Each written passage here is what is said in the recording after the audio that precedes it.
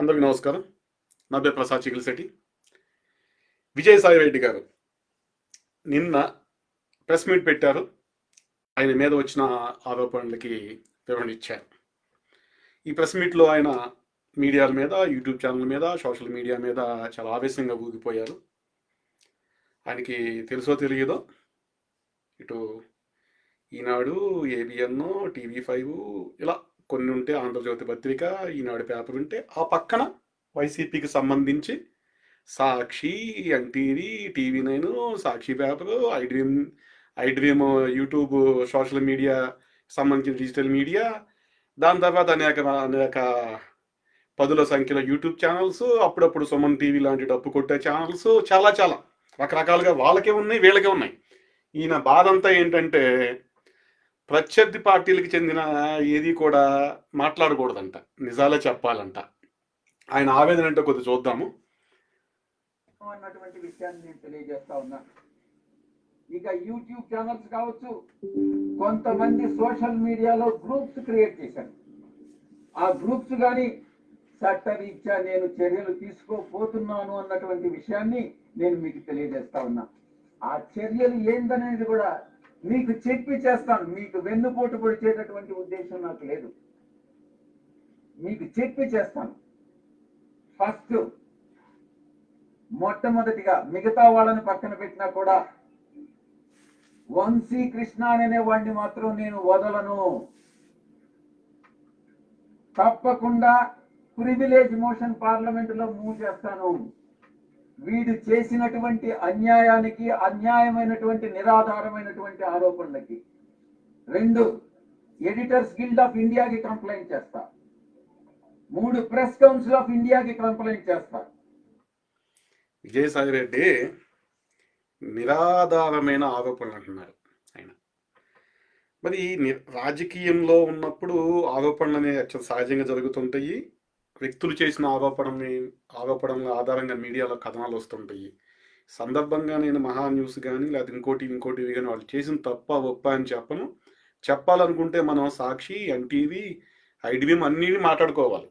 అన్నీ మాట్లాడుకుని అప్పుడు తప్పు ఒప్పులు ఎంచాలి మనం. అంతా ఒక మీడియా అనేది, ఈ రోజునాడు మెయిన్ స్ట్రీమ్ మీడియా అనేది ఒక మురికి కాలువలాగా ఉన్న మీడియాలో కొన్ని ఛానల్స్ మాత్రమే ఒక పాయలాగా, కాలువలోని ఒక సన్న పాయలాగా, కొన్ని ఛానల్స్ మాత్రమే మంచినీళ్ళలాగా, కొన్ని మురికి నీళ్ళలాగా ఉన్నాయని మనం చెప్పకూడదు. అంతా ఒక మురికి కోపము. ఏది తీసుకున్నాగా ఏదో ఒక రాజకీయ ప్రయోజనం ఉంటుంది. ఆ రాజకీయ ప్రయోజనాలకు అనుగుణంగా రాజకీయ పార్టీలు తొత్తులుగా ఉండి ఆయా ఛానల్లో వార్తలు అనేవి ఈరోజు ప్రచారం అవుతున్నాయి. న్యూట్రల్గా ఉండే ఛానల్స్ వేళ్ల మీదగా అసలు లెక్క పెట్టుకోవచ్చు. అక్కడెక్కడన్నా 1, 2 ఉంటాయి. ఉన్నా వాటికి ప్రజల్లో ఆదరణ ఉండదు. ఎందుకంటే వాటికి రాజకీయ పార్టీల నుండి కానీ, వ్యాపార సంస్థల నుండి కానీ డబ్బులేమి రావు వాళ్ళకి. వాళ్ళు మెయింటైన్ చేయలేక అతి కొద్ది స్టాఫ్తో వాళ్ళు ఏదో కింద మీద పడుతూ మెయింటైన్ చేస్తారు. ఇక మిగతా ఛానల్ అన్నీ కూడా మనకి బురద గుంట లాంటివి. అటువంటి ఛానల్ గురించి మాట్లాడుకోవడం కూడా వేస్ట్. విజయసాయి రెడ్డి గారు మా ఛానల్ మీద ఏదో చర్యలు తీసుకుంటారంట. ఏం తీసుకుంటారో చూద్దాము. నేను అనుకోవడం అంటే ఈ రోజున్న సమాజంలో, ఈ రోజున్న వ్యవస్థలో మీడియా ఛానళ్ళ బొచ్చు కూడా మనం పేకలేం, ఇంటర్ కూడా మనం పేకాలనుకుంటే ముందుగా ఇలా సాక్షి పేకాలి, ఐడ్రీమ్ పేకాలి, ఎన్టీవీ పేకాలి, TV9 పేకాలి. ఎన్నో పీకిన తర్వాత కానీ అన్ని పేకగలం మనం. ఒకవేళ ఆధారాలు లేకుండా ఆరోపణలు చేయడం అనేది తప్పు అని ఈయన భావిస్తే, మరి గతంలో ఈయన కూసిన కోతలు, చేసిన ఆరోపణలు ఒకసారి మనం చూద్దాం.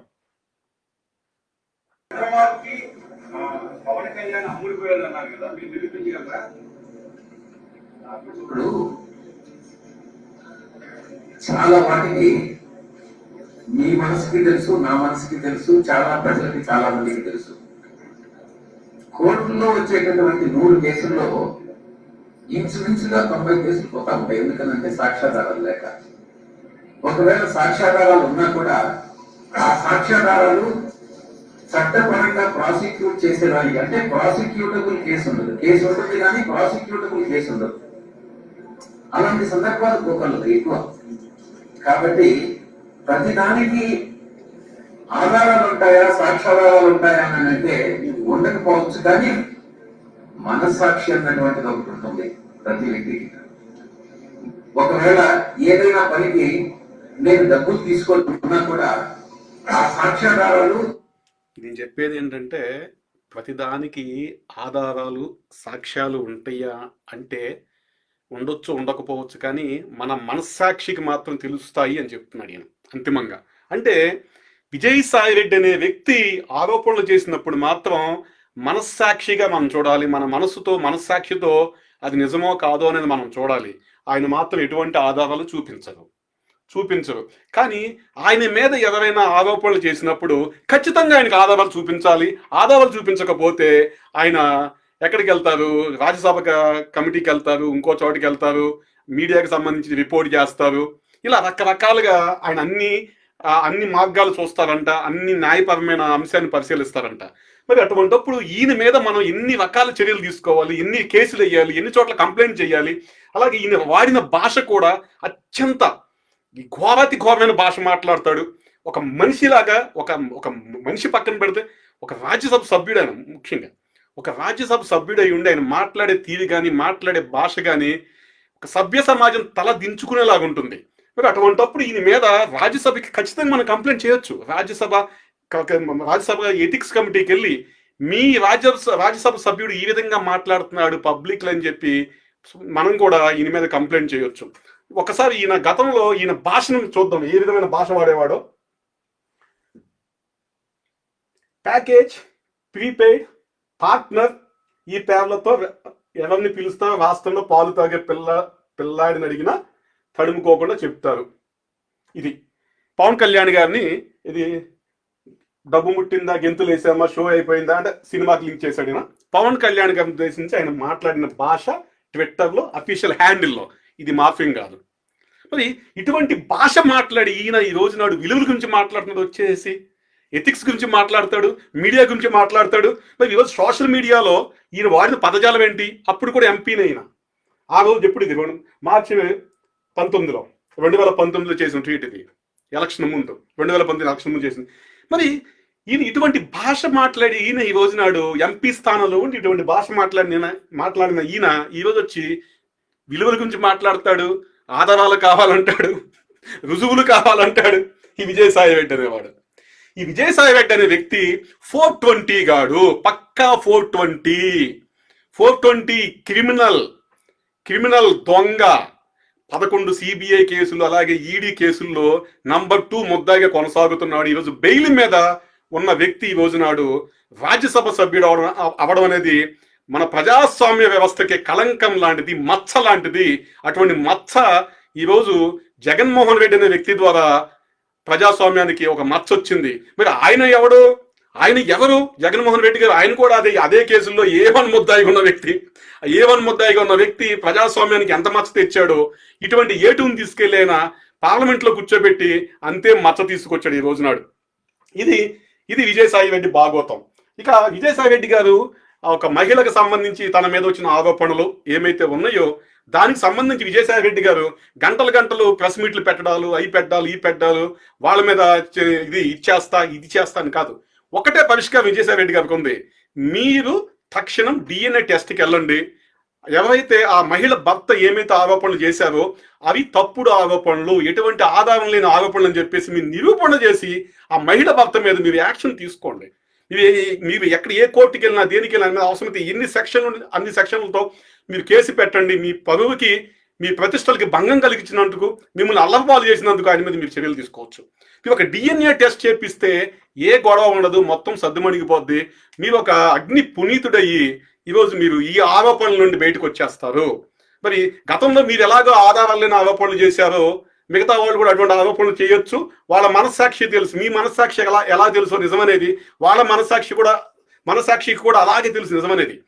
కాబట్టి మీరు DNA టెస్ట్ అనేది ఈరోజు ఉంది కాబట్టి ఒక DNA టెస్ట్ చేసేసుకుంటే ఎవరైతే మొత్తం ఇన్సిడెంట్ సంబంధించి ఆ మహిళ భర్త చెప్తున్న 2 వ్యక్తులు, తను, ఆ మహిళ, మొత్తం 4 వెళ్ళిపోయి ఈ రోజు నాడు ఏదైనా ఒక కోర్టు ద్వారా ప్రొసీడ్ అయిపోయి చక్కగా ఒక DNA టెస్టులు చేయించుకుంటే ఈ మొత్తం ఏమైతే ఈరోజు న్యూసెన్స్ జరుగుతుందో రాష్ట్రంలో ఈ న్యూసెన్స్కి ఒక ఫుల్ స్టాప్ పడుతుంది.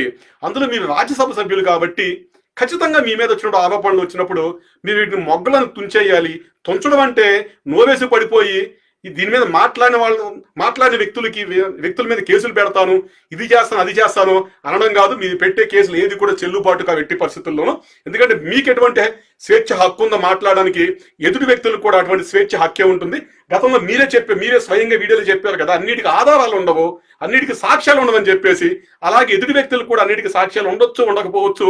కానీ మీరు నిరూపించుకునే ఆరోపణలు వాళ్ళు చేశారు కాబట్టి ఈరోజు మీరు ఖచ్చితంగా వాటిని నిరూపించుకోవాల్సిందే. ప్రజాస్వామ్య పద్ధతిలో వెళ్ళి ఒక న్యాయ వ్యవస్థ ద్వారా అప్రోచ్ అయ్యి నిరూపణ చేసుకోండి, తప్పని నిరూపించండి. ఆరోపణలు చేసిన వ్యక్తి మీద మీరు కేసు పెట్టైనా ఆయన్ని కఠినంగా శిక్షించండి న్యాయం ద్వారా. ఎవరో కూడా ఎటువంటి అభ్యంతరం చెప్పరు. అలాగే ఏమైతే మహిళకి మీకు ఆరోపణలు వచ్చినాయో, నిజంగా ఈ ఆరోపణలు పక్కన పెడితే, సంతానము, పిల్లోడు పుట్టడం, ఇటువంటి ఆరోపణలు పక్కన పెడితే, ఆ మహిళకి మీకు మధ్య జరిగిన ఆర్థిక లావాదేవీలు, విశాఖ భూకుంభకోణంలో మీరు దోసిన కోట్లాది రూపాయలు, విశాఖలో వ్యాపారవేత్తల్ని, అలాగే హాస్పిటల్స్, హోటల్స్, పెద్ద పెద్ద భవంతులు ఉన్న వ్యక్తుల్ని మీరు బెదిరించి, పెద్ద పెద్ద స్థలాలు ఉన్న వ్యక్తుల్ని బెదిరించి మీరు దండుకున్న డబ్బు మూటలు, కబ్జా చేసిన స్థలాలు, వాటికి సంబంధించిన లావాదేవీల్లో ఆ మహిళ పాత్ర ఎంతో కూడా నిగ్గు తేల్చాలి. ఎందుకంటే ఆ మహిళ మీకు చాలా సన్నిహితంగా ఉంటుంది కాబట్టి వీటిని కూడా నిగ్గు తేల్చాలి. అలాగే ఆ మహిళ భర్త విదేశాలకు వెళ్ళడానికి కూడా మీరే సాయం చేశారని చెప్తున్నారు. అంటే ఇక్కడ చూడవలసింది ఏంటంటే, మీకు సన్నిహిత సంబంధాలు ఉన్నాయి, మహిళ భర్తతో మీకు సన్నిహిత సంబంధాలు ఉన్నాయి. సంబంధాలు లేకపోతే ఎవరో ముక్కు మొహం తెలియని వాడికి మీరు విదేశాలకు వెళ్ళడానికి లెటర్ అంటే ఇవ్వరు కదా.